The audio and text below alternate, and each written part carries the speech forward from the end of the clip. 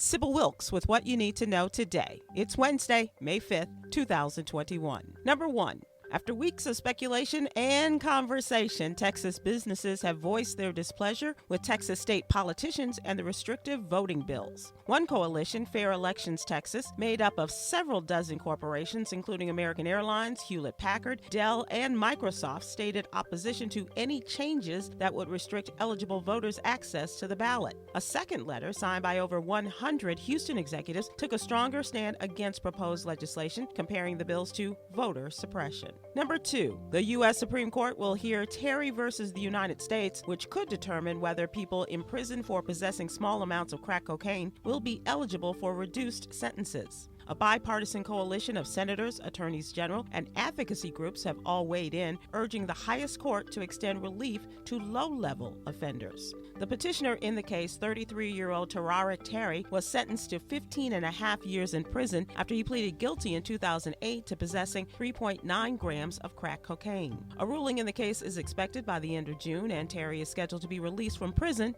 in September.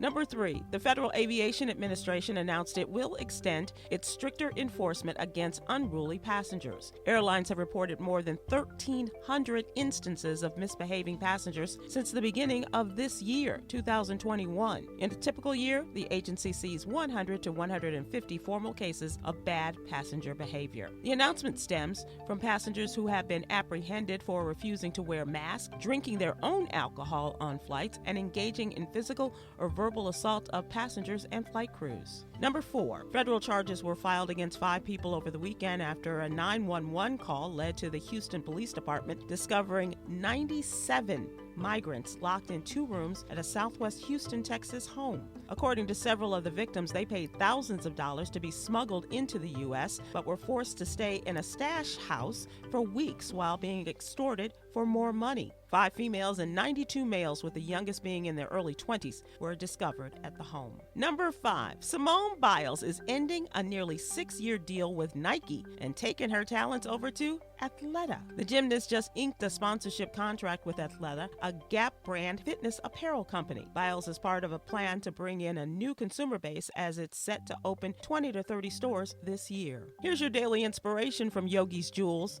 Yes, you deserve to be happy. So inhale happiness, exhale sadness. All right.